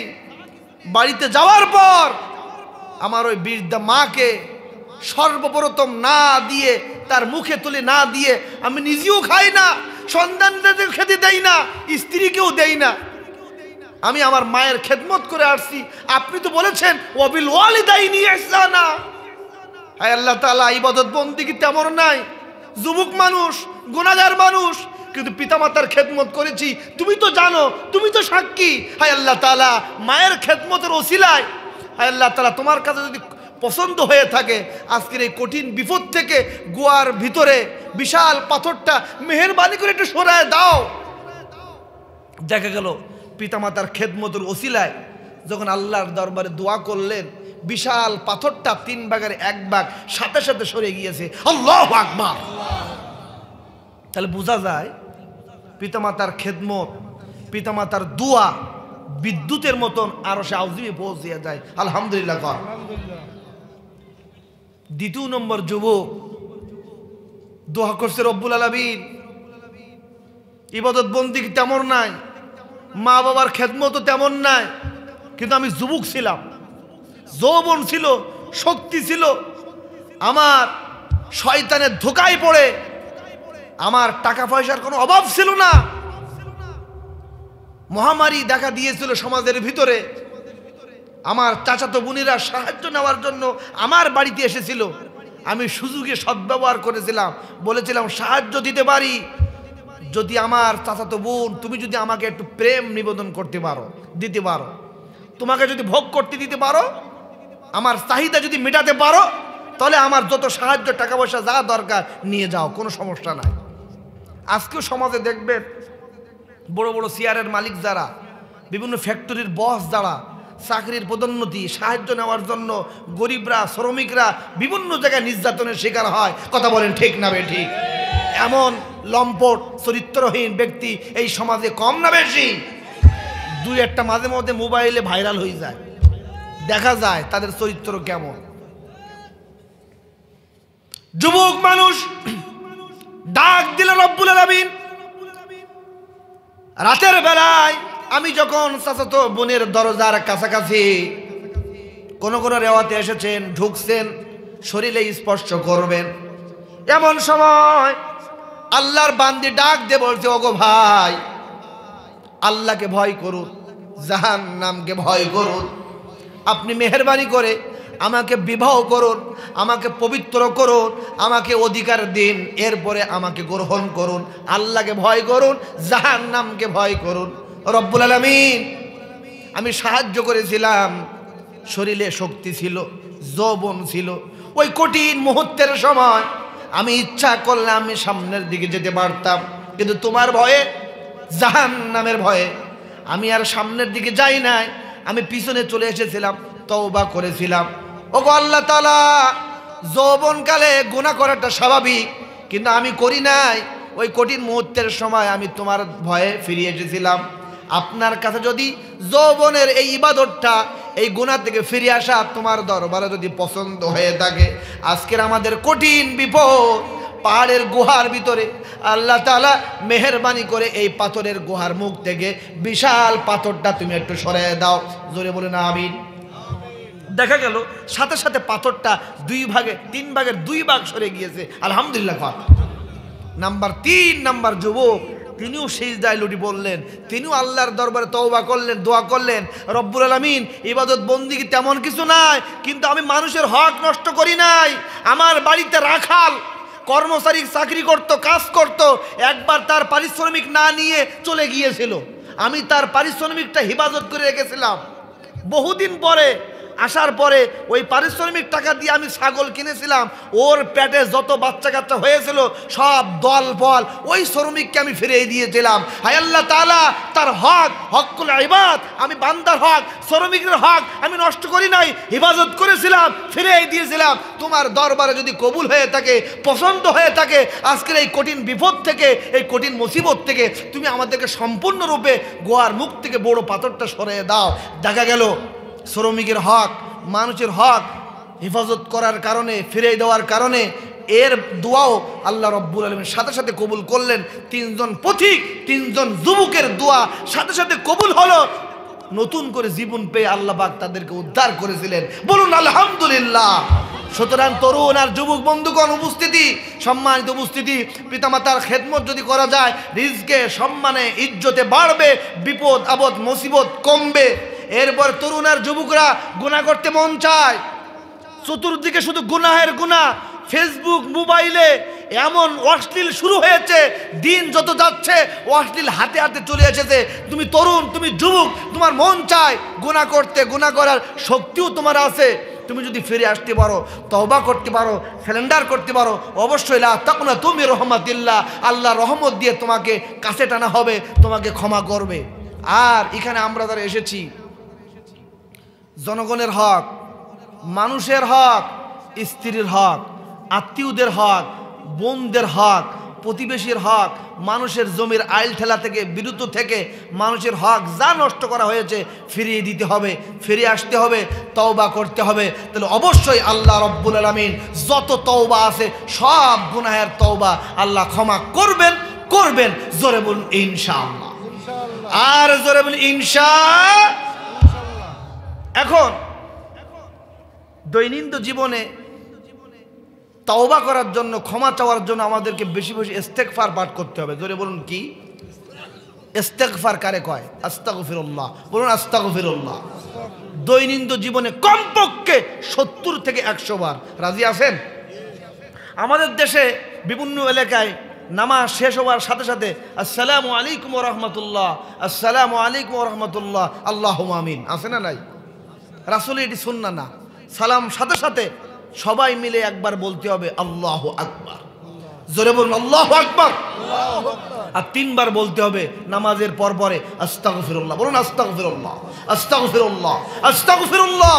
এরপরে বলবেন আল্লাহুম্মা আনতাস সালাম ওয়া মিনকাস সালাম তাবারাকতা ইয়া যাল জালালি ওয়াল ইকরাম লা ইলাহা ইল্লাল্লাহু ওয়াহদাহু লা শারীকা লাহু লাহুল মুলকু ওয়া লাহুল হামদু ওয়া হুয়া আলা কুল্লি শাইইন কাদির। এরপরে দোয়া করেন রব্বানা আতিনা ফিদ দুনিয়া হাসানা ওয়া ফিল আখিরাতি হাসানা ওয়া কিনা আযাবান নার। হায় আল্লাহ তাআলা, তুমি আমাদের দুনিয়ার কল্যাণ দাও, হাসানা দাও, আখিরাতের কল্যাণ দাও, জাহান্নামের আগুন থেকে নাজাত দাও। জোরে বলেন আমিন।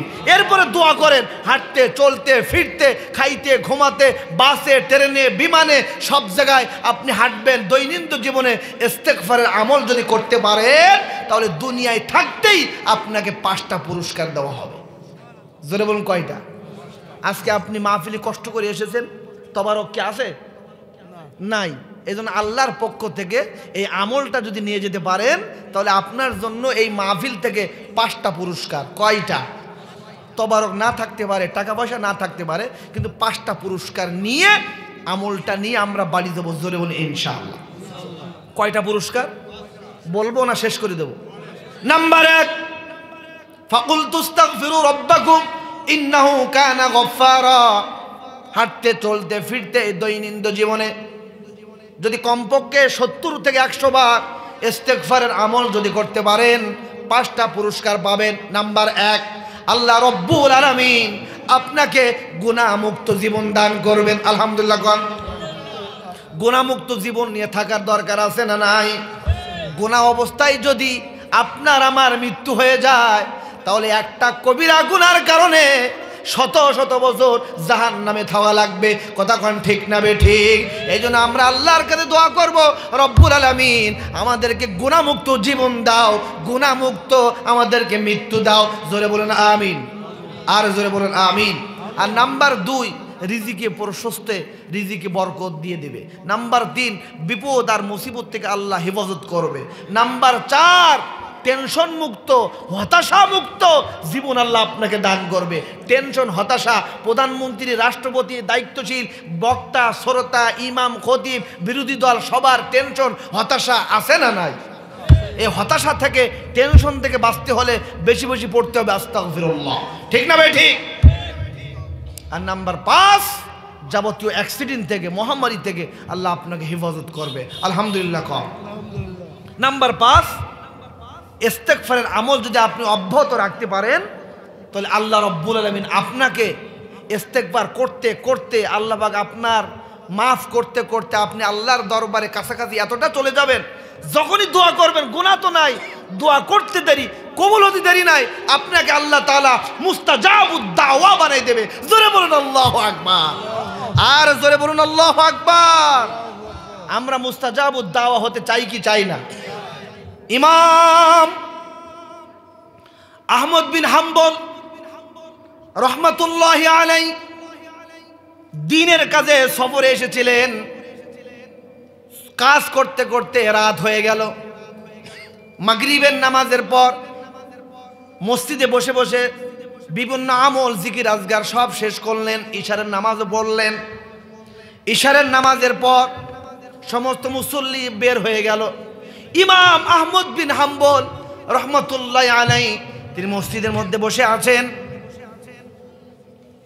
ওই মসজিদ কমিটি এবং মসজিদের ইমাম মুয়াজ্জিন ডাক দিয়ে বলতে, হুজুর, ওগো পথিক, আপনার বাড়ি কোথায়? আপনাকে তো চিনি না, বহু আগে ইশারের নামাজ হয়ে গেছে, এখন সবাই বের হবে, আপনিও বের হয়ে যান, মসজিদ তালা লাগানো হবে। আমাদের বাংলাদেশে নামাজ হতে দেরি, তালা লাগাতে দেরি না, ঠিক কি না?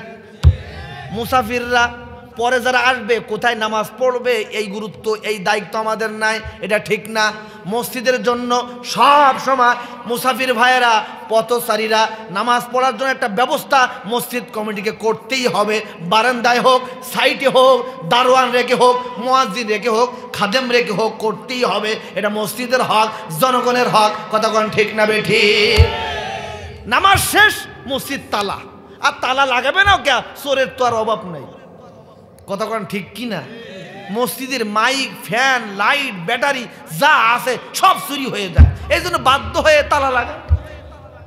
এই চোরের দেশ এখনো কমে নাই।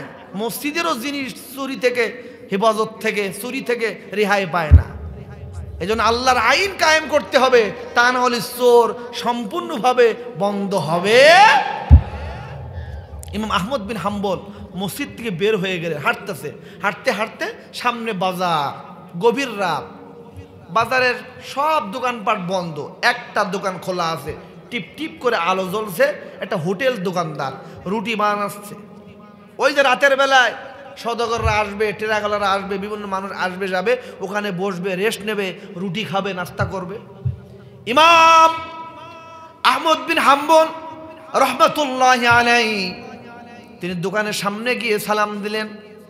সালাম দেওয়ার পর বললেন, ওগো দোকানদার ভাইজান, আমি মুসাফির মানুষ, রাত হয়ে গেছে, রাতের এই কিছু অংশ আমি কি আপনার দোকানে বসতে পারি, সময় কাটাতে পারি? হ্যাঁ, আপনি কাটান, কোনো সমস্যা নাই। কিন্তু বিষয় হচ্ছে ইমাম আহমদ বিন হাম্বল রহমাতুল্লাহি আলাইহি তিনি লক্ষ্য করে দেখলেন, এই যে রুটিওয়ালা সাধারণ একজন শ্রমিক যুবক মানুষ রুটি বানায় আর গুনগুন গুনগুন করে কি জানি ইস্তেগফার পড়ে। রুটি যখন চুলায় দেয়, আগুনে দেয়, পাত্রে দেয়, তখনও গুনগুন করে কি যেন বলে। রুটি যখন আবার বিক্রি করে তখনও বলে। টাকাটা নিয়ে যখন ক্যাশে রাখে তখনও গুনগুন করে ইস্তেগফার পড়ে, আস্তাগফিরুল্লাহ, আস্তাগফিরুল্লাহ, আস্তাগফিরুল্লাহ, আস্তাগফিরুল্লাহ। গুনগুন করে এই ইস্তেগফারের আমল রুটিওয়ালা হোটেলের এই দোকানদারের সাধারণ মানুষের জবান দিয়ে বের হতেই আছে। ইমাম আহমদ বিন হাম্বল রহমতুল্লাহ আলাইহি তিনি ডাক দিয়ে বলছেন, ওগো রুটিওয়ালা দোকানদার ভাই, আমি মুসাফির মানুষ, আপনার দোকানে বসার পর থেকে বহুক্ষণ করে লক্ষ্য করে দেখলাম আপনি রুটি বানাচ্ছেন, রুটি বিক্রি করছেন, টাকা রাখছেন, সব সময় সেকেন্ডে সেকেন্ডে আপনার জবান থেকে আস্তাগফিরুল্লাহ আস্তাগফিরুল্লাহর আমল চলতেই আছে, বুঝলাম না এর ফজিলত কি। ইমাম আহমদ বিন হাম্বল রহমতুল্লাহ আলাইহি বলার পরে বলছে, ওগো পথিক মুসাফির হুজুর, আমি এই ইস্তেগফারের আমল যুগ যুগ ধরে আমি করে আসতেছি। আমি ইস্তেগফারের আমল যতদিন পর্যন্ত করে যাচ্ছি, এই পৃথিবীতে আমার যা যা দরকার আল্লাহ রব্বুল আলামিন সব আমাকে দিয়েছে। আর যত দোয়া আল্লাহর কাছে করেছি সব দোয়া আল্লাহ রব্বুল আলামিন কবুল করেছে, আলহামদুলিল্লাহ কর। ইমাম আহমদ বিন হাম্বল রহমতুল্লাহ আলাইহি অবাক হয়ে গেলেন, কয় ব্যাপার কি? রুটিওয়ালা সাধারণ একজন মানুষ রুটি বানায় আর ইস্তেগফারের আমল করে, বলে কি সব দোয়া কবুল হয়েছে? এটা আশ্চর্যের বিষয়। আমরা কত দোয়া করলাম দুনিয়ায়, কত কবুল হয়েছে, কত কবুল হয় না, আর ওনার সব দোয়া কবুল হয়েছে। ইমাম আহমদ বিন হাম্বল রহমতুল্লাহ আলাইহি আশ্চর্য হয়ে গেলেন। কিছুক্ষণ পর আবার বলতেন, হুজুর সব দোয়া কবুল হয়েছে, কিন্তু একটা দোয়া এখনো কবুল হয় না। ইমাম আহমদ বিন হাম্বলের আশ্চর্য আরো বেড়ে গেল, ব্যাপার কি? সব দোয়া কবুল হয়, সব দোয়া কবুল হয়েছে, একটা দোয়া কবুল হয় নাই, কোন সেই দোয়া? ইমাম আহমদ বিন হাম্বল বলেন, কোন সেই দোয়া? হুজুর আমি শুনেছি জমানার বড় ইমাম, জমানার বড় আলেম ইমাম আহমদ বিন হাম্বল রহমতুল্লাহ আলাইহি, আমি আল্লাহর কাছে দোয়া করে রব্বুল আলামিন জীবনী একবার অত বড় ইমামের সাথে আমার জন্য সাক্ষাৎ হয়, আমার জন্য মুআমিলাত হয়, আমি তার দেখতে চাই। জোরে বলুন আল্লাহু আকবার। ইমাম আহমদ বিন হাম্বল চোখের পানি ছেড়ে দিয়ে রুটিওয়ালা তরুণ আর যুবককে আঁকড়িয়ে ধরলেন, বুকের সাথে বলছেন, ওগো রুটিওয়ালা দোকানদার ভাই, ইস্তেগফারের আমল তুমি যতদিন পর্যন্ত করে যাচ্ছ সব দোয়া আল্লাহ তোমার কবুল করেছে, একটা দোয়া কবুল করে নাই। ইমাম আহমদ বিন হাম্বলের সাক্ষাৎ, তার সাথে দেখা, আল্লাহ রব্বুল আলামিন সেই দোয়াটাও তোমার কবুল করেছে। ইমাম আহমদ বিন হাম্বলের সাথে দেখা করার জন্য তার বাড়িতে তোমার যাওয়া লাগে নাই, আল্লাহ রব্বুল আলামিন ইমাম আহমদ বিন হাম্বলকে তোমার দোকানে পাঠিয়ে দিয়েছে। আমি ইমাম আহমদ বিন হাম্বল। জোরে বলুন আল্লাহু আকবার, আর জোরে বলুন আল্লাহু আকবার। এজন্য মুরব্বী বাবাজিরা, তরুণ আর যুবক বন্ধুগণ, আমাদের গুনাহ ত্রুটি বিস্তৃত আছে না নাই? এজন্য আসুন আজকের এই মাহফিল থেকে আমরা শপথ নিব, আমরা গুনাহ ছেড়ে দেব, আমল করব, কোরআনের পক্ষে থাকব, কোরআনের কাজ করব, দেশের কাজ করব, মানবতার কল্যাণের কাজ করব, জনগণের পক্ষে কাজ করব। আর দৈনন্দিন জীবনে সামান্য ত্রুটি হওয়ার সাথে সাথে বেশি বেশি ইস্তেগফারের আমল করব। আল্লাহ পাক আমাদেরকে ইস্তেগফারের আমল করে এই 5টা পুরস্কার অর্জন করার, মুস্তাজাবুদ দাওয়া অর্জন করার, কোরআনের কাজ করে আল্লাহ পাকের কাছে সবচেয়ে দামি হওয়া, আযমু দারজাতান ইনদাল্লাহ ওয়া উলাইকা হুমুল ফাইজুন, আমরা যেন মর্যাদাবান হতে পারি। আল্লাহ আমাদের সবাইকে তৌফিক দান করুন। জোরে বলুন আমিন, আর জোরে বলুন আমিন। চ্যানেলটি সাবস্ক্রাইব করে আমাদের সঙ্গেই থাকুন।